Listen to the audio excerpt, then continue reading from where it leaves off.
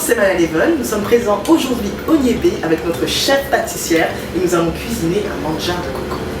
Bonjour, moi je m'appelle Eniko Yura, je suis la chef pâtissière du restaurant Niébé et en effet on va faire un manjar coco du Brésil et c'est vraiment très agréable à manger, donc vous allez voir, ça va être très sympa. J'ai hâte.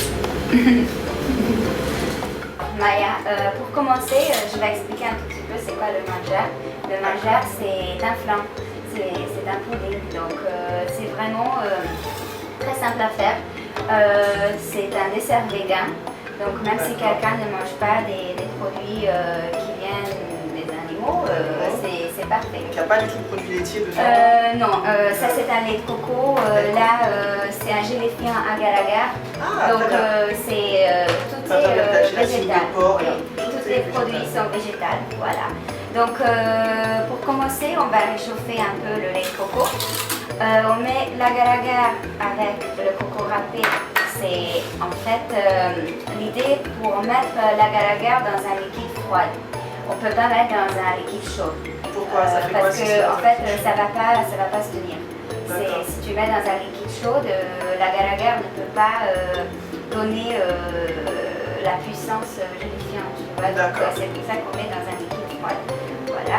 Il y a à peu près combien de coco là? Alors là, il y a 150 g de coco râpé, il y a 1 litre de lait de coco et 2 g d'agar-agar. D'accord. Donc, d'agar-agar, il faut mettre un tout petit peu. Il faut mettre un tout petit peu. Et si on a une balance, il faut que la balance soit très précise. Il faut qu'on fasse vraiment attention à la quantité, parce que si on met 1 gramme de plus, déjà ça change. C'est ça la pâtisserie, c'est super c'est précis. très carré. Donc, oui, donc il faut faire attention. Donc là, ça, on va ramener à l'ébullition. Voilà, on peut laisser là. Parfois, il faut mélanger, mais pas nécessaire de rester là. Maintenant. Ça colle pas? Non, ça non. C'est tranquille. On laisse combien de temps sur le feu du coup? On laisse, oui, ça dépend. On peut faire sur un feu un peu plus doux. Si on est pressé, on peut vite fait, on peut faire vite fait, mais je crois que dans 5 minutes d'ici, même pas, ça. D'accord. Ça va super feu. Le lait, il était à température ambiante avant, le lait de coco, donc ça va aller vite. Alors là, ici, on a encore en plus 150 g de lait de coco. Encore du lait de coco. Encore de lait de coco. Ça, c'est en fait pour alléger un tout petit peu le maïzena avec le sucre. Et du coup, quand on va mélanger les deux ensemble, ça nous permet d'avoir vraiment un appareil bien homogène. D'accord. Donc, ce qu'on va faire, c'est qu'on met le sucre ici. On met combien de sucre? Là, il y a 130 g de sucre. 130 g. Ici, il y a 25 g de maïzena, très puissant. Donc, pourquoi pas de la farine? C'est mieux la maïzena? Alors, oui, c'est mieux. Ça donne vraiment une texture qui est très fondante, très moelleuse. Tu vois. La farine, à l'époque, ils ont utilisé la farine très souvent pour faire une crème pâtissière. Également, ça donne la texture. Tu vois, ça nous donne une liaison de farine, tous les féculents, fécule pomme de terre, fécule de maïs. Moi j'aime bien le maïzena, oui. Si quelqu'un n'a pas de maïzena, on peut faire avec de la farine. Les mêmes quantités? La même quantité. D'accord. La même quantité. Mais la maïzena, ce sera plus léger. Oui, moi je préfère. Alors là, il faut bien mélanger, parce que si on ne mélange pas bien, on peut avoir des graines de maïzena. Ça peut donner des petites graines dedans. Donc ça on ne veut pas, donc on mélange avec le sucre. Ça fait du grumeau? Oui. Après, quand on va rajouter le lait? Oui, avec le liquide. Donc c'est pour ça. Il faut bien mélanger Il avant. faut bien mélanger. On ajoute le lait. On regarde derrière. Oh, c'est très rapide. Oui, ça commence, oui, ça fait déjà l'ébullition, il y a des petites là. On laisse encore? Oui, il faut vraiment que ça bouge. Donc là c'est bien. Sur les côtés c'est bien. Il faut juste que ça soit bien régulier. Là on mélange. Ah, qu'il faut que ce soit vraiment partout. Oui, vraiment partout. Et après quand ça bout, on va verser ce liquide chaud sur notre mélange froid. Mais on va bien mélanger tout ensemble et après on va encore faire bouillir tout ensemble. Il y a beaucoup de mélange dans ce dessert. Oui. Et encore ici, il n'y a pas trop. Hein. Normalement, dans la pâtisserie, il y en a.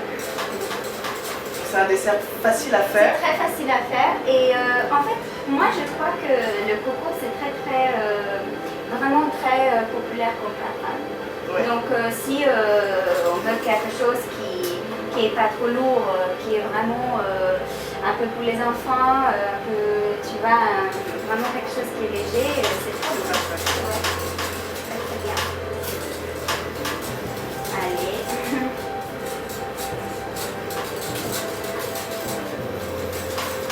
Ça va être génial. Là, je le sens. Le temps, par contre, il faut laisser refroidir environ 3 heures au frigo. 3 heures au frigo. Voilà, donc la préparation est rapide. Il ne faut pas être pressé de manger tout de suite. Oui, c'est quelque chose qu'on peut faire vraiment dans 20 minutes, mais après il faut laisser le temps pour ça refroidisse. Comme un flan pour que ça saisisse. Comme un flan, voilà. On ne peut pas mettre au congélateur, ça va pas plus vite. Ça, non. Oui, on peut. Après, il faut trouver la place. Mon congélateur est toujours là.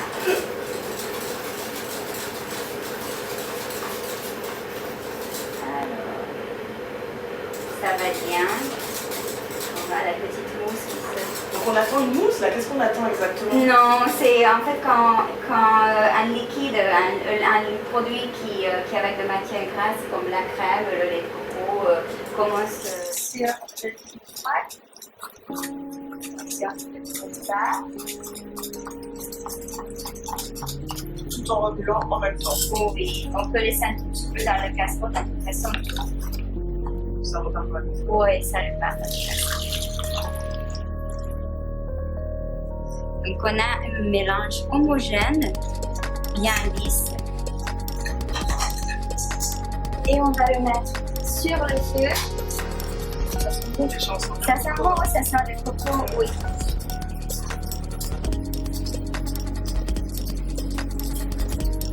Il ne faut pas se tromper sur les ingrédients, parce que tout est blanc. Tout est blanc, oui, absolument. C'est une très jolie couleur. Alors, à partir d'ici, il faut vraiment mélanger, parce que si on ne mélange pas, ça peut arriver que là, au fond, on va avoir une petite touche ça peut couler. Ah, d'accord. Donc, c'est mieux si on reste à côté, on mélange.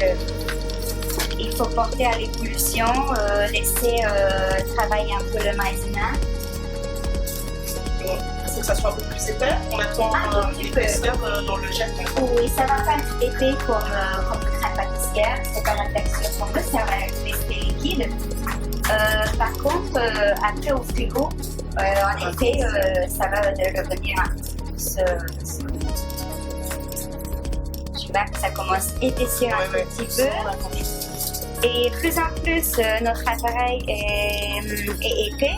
Plus en plus, il faut faire attention de ne pas arrêter de mélanger. C'est mieux si on reste vraiment avec le fouet. Ouais. Et tu appuies bien le fouet. Voilà. On a parce qu'il y a des petites bulles. Bientôt. On n'a pas de grumeaux. C'est réussi, on avait bien mélangé avant. Oui, pas de grumeaux. C'était l'étape importante.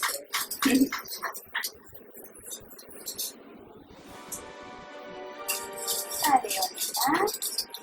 Et si on arrive à cette étape-là, on a dit grumeaux.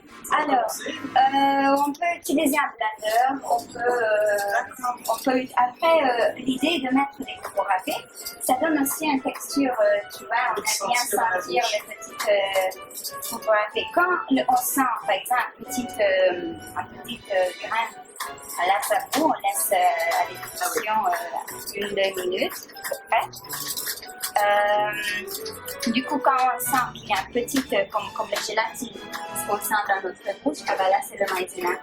Mais normalement, avec cette technique, on mélange avec le sucre et après, on met un petit peu de liquide, on ne devrait pas avoir ça. Voilà. Ça fait penser à un plat qu'on a aussi au Lentille, qui s'appelle blanc manger coco. Oui. Je crois que ça fait le manja. Ça peut pas la même chose. Alors, Allez, c'est bon. va mettre dans un petit. C'est épais quand même, non? C'est épais, hein. Ça reste liquide, mais il a changé la texture.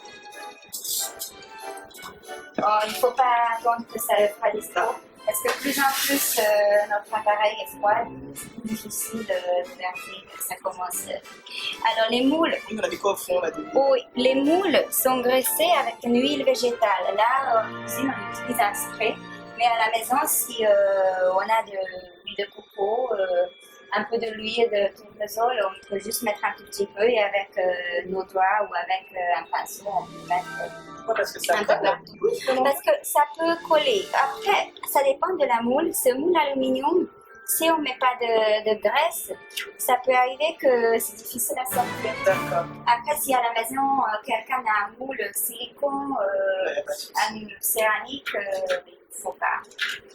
Ici, on met. Et voilà la recette. Largement suffisant. 4 moules, moi j'ai laissé 4 moules.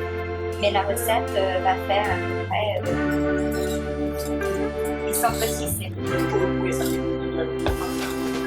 ce qu'on a fait. Voilà, moi je vais faire 4 ici. Et ça, on va faire un peu. Là, ça, au frigo. Au frigo. Non, surtout pas au frigo. Voilà, ça on va mettre au frais. Il faut laisser à peu près 3 heures.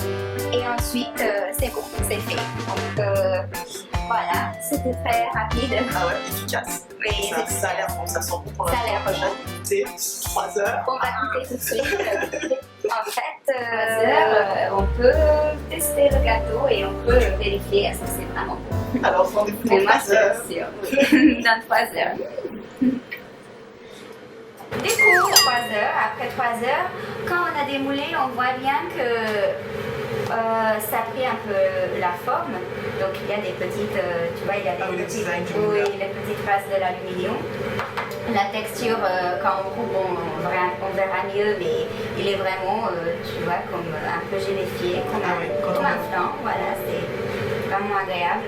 Alors, comme dressage, comme déco, on peut utiliser tout ce qu'on aime. On peut mettre des fruits, on peut mettre feuilles de menthe. Moi aussi, j'ai un tout petit peu de fleurs, tu vois, les filles. Et moi, j'ai de l'ananas, des petites cubes. Donc, on va mettre un tout petit peu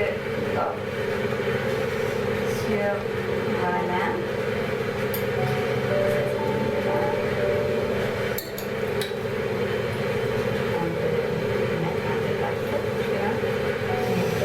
Ensuite, on a des fleurs. On peut prendre que les pétales. Tu vois, les couleurs différentes. C'est trop mignon. C'est mignon, non, les fifis? Après, c'est un peu difficile de sortir. Donc, on peut mettre quelques pétales. Là, on a la feuille de menthe. Alors, le menthe, moi, je mets dans un tout petit peu de l'eau froide. Comme ça, ça devient un peu, comment on peut dire ça, oui, ça va être plus frais. D'accord, ça redonne de la fraîcheur dans mes Oui, ça le donne.